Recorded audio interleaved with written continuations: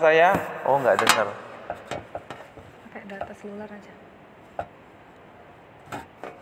Belajar bersama-sama betapa pentingnya kita terbangun di dalam persekutuan. Di dalam firman Tuhan dalam 1 Yohanes ya. 1 Yohanes. Mari kita Alkitab kita di 1 Yohanes 1 ayat yang ke-7. Tetapi jika kita hidup di dalam terang, sama seperti Dia ada di dalam terang, maka kita beroleh persekutuan seorang dengan yang lain, dan darah Yesus anaknya itu menyucikan kita daripada segala dosa. Ya. Nah, hari ini saya mau mengajak Bapak Ibu untuk kita mengingat satu perintah Tuhan, satu gaya hidup orang percaya, yaitu bersekutu ya. Di dalam gereja sendiri kalau kita klasifikasikan ada 3 poros ya. Yang pertama itu PA, lalu yang kedua ibadah raya, lalu yang ketiga itu persekutuan ya. Kalau kita mengikuti ibadah belum tentu ada persekutuan. Kalau kita mengikuti VA, kita juga belum tentu mengalami persekutuan. Tapi kalau kita mengikuti persekutuan, sudah pasti ada ibadah, sudah pasti ada pendidikan Alkitab di dalamnya. Nah, kalau kita mau menjadi pribadi yang hari demi hari serupa dengan Kristus, maka kita harus terbangun dalam persekutuan. Karena di dalam persekutuan ini kita akan dibentuk hati hamba. Hati hamba kita itu lahir bukan lewat ibadah atau pelayanan, bukan lewat PA ya.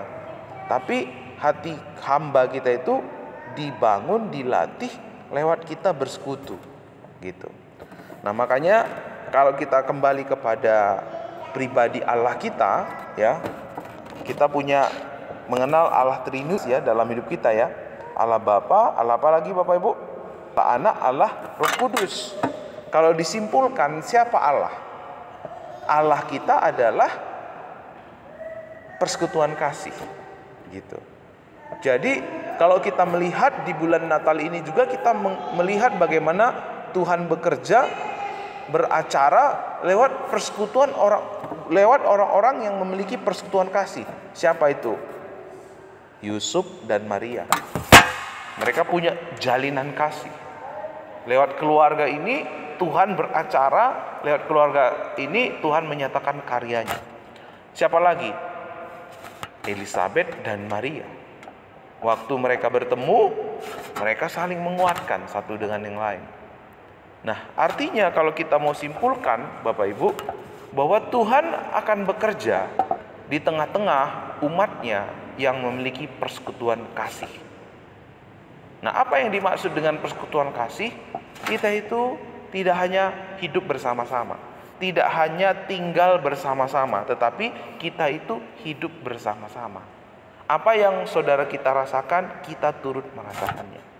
Apa yang sukacita yang kita alami, yang saudara kita alami, kita turut merasakannya. Duka cita yang saudara kita alami, kita turut merasakannya. Nah, kalau kita cuman kekristenan kita hanya ketemu seminggu sekali di ibadah ya, lalu say hello. Nah, kira-kira terbangun enggak hubungan kasih yang dalam?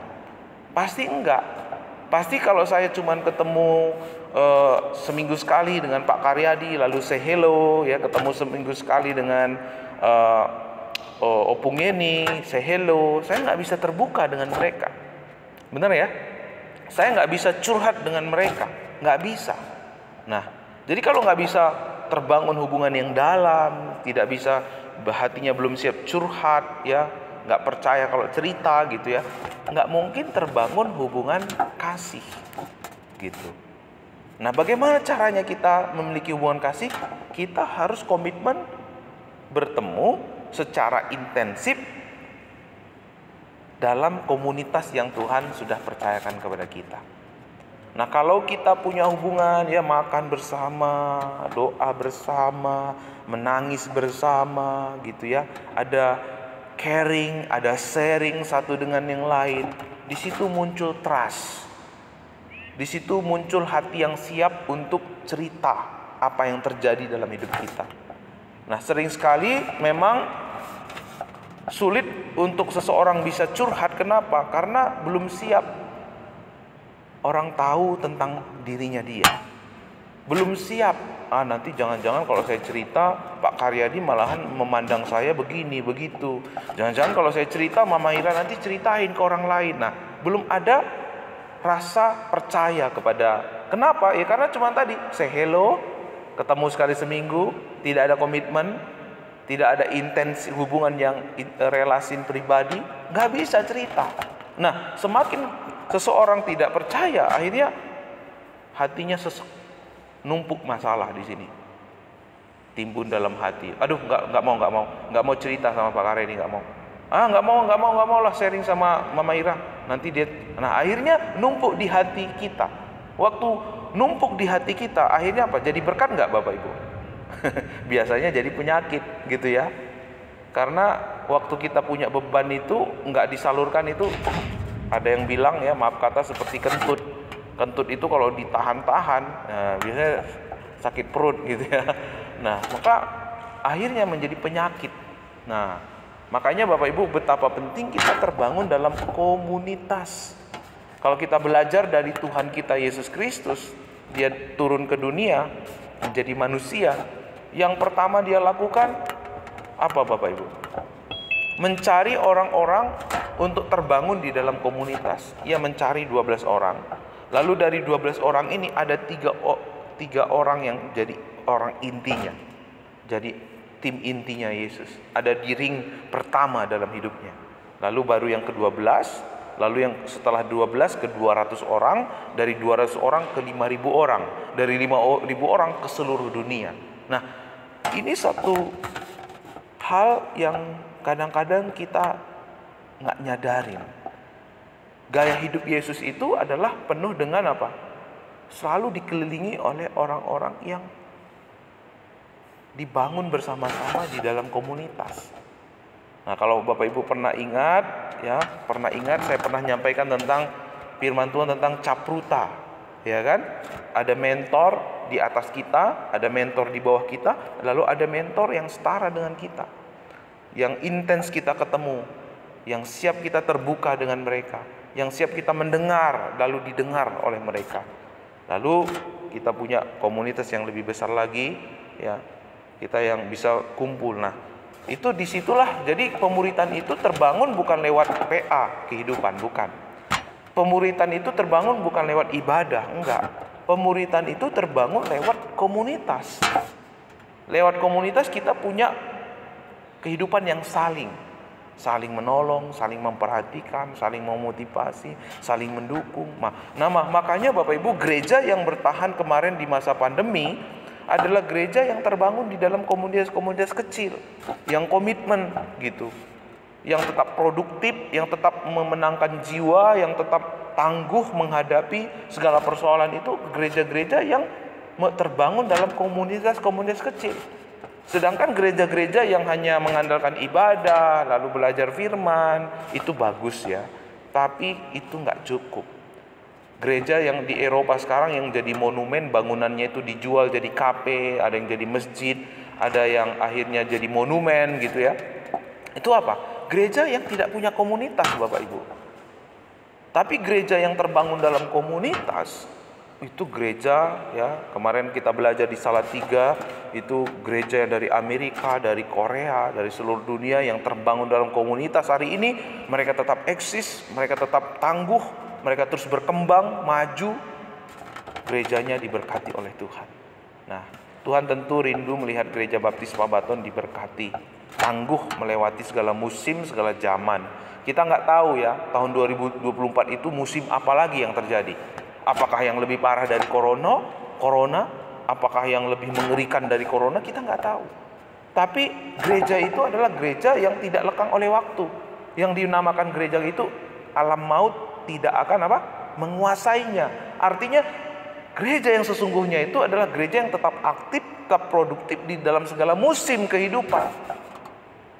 Kalau pengertian kita bergereja itu hanya ibadah raya, hanya ikut ibadah, lalu belajar firman. Nah, kalau pengertian kita hanya sampai di situ, mungkin kita nggak akan jauh beda dengan gereja-gereja yang hari ini jadi monumen, gedungnya jadi monumen gitu. Kenapa? Generasi mereka hilang. Tapi saya percaya kalau kita menjadi gereja seperti yang Tuhan mau, yaitu terbangun dalam komunitas-komunitas orang percaya, komunitas-komunitas pemuritan, apapun namanya, KPW atau CM3, apapun namanya, kalau kita terbangun di dalamnya, saya percaya gereja kita adalah gereja yang tidak lekang oleh waktu, tetap produktif. Saya percaya semua jemaat Gereja Baptis Pabaton kepingin produktif, memenangkan jiwa, itu doa kita, memuridkan itu harapan kita. Gimana caranya? Hari ini kita sudah melihat, jangan menjauhkan diri dari persekutuan. Lagian yang namanya persekutuan itu apa Bapak Ibu? Sekutu, berasal dari kata apa? Sekutu. Sekutu itu artinya apa? Bersama-sama, bekerja sama, belajar bersama-sama, melakukan bersama-sama. Itu namanya sekutu. Nah sekarang gimana? Nah kalau kita persekutuannya itu namanya persekutu, terus nggak ada bersama-sama, nggak ada ngobrol-ngobrol, nggak ada sharing yang komitmen tadi. Nah bagaimana kita membangun kehidupan kita gitu. Nah karena itu hari ini dengan kasih Tuhan, mari kita berdoa agar kita sendiri mau tergabung, terlibat dalam persekutuan yang komitmen, yang intensif. Kita mau dimuridkan dan memuridkan di sana. Kita mau saling melayani, saling memotivasi di sana. Ya. Lalu kita berdoa buat gereja kita juga supaya genap jemaat menangkap isi hati Tuhan ini. Mari kita berdoa. Tuhan, kami sudah mendengar renungan hari ini. Hamba-Mu terbatas dalam berkata-kata. Biar Roh Kudus-Mu menerangi hati kami semua, supaya kami menangkap satu hal yang menjadi isi hati Tuhan. Esensi dari sebuah gereja adalah kami terbangun dalam persekutuan komunitas orang percaya. Biar hati kami rela dan rendah hati untuk mau diproses sebagai murid Kristus. Terima kasih Tuhan. Terpujilah Engkau, kuasa-Mu bekerja, Roh Kudus-Mu memateri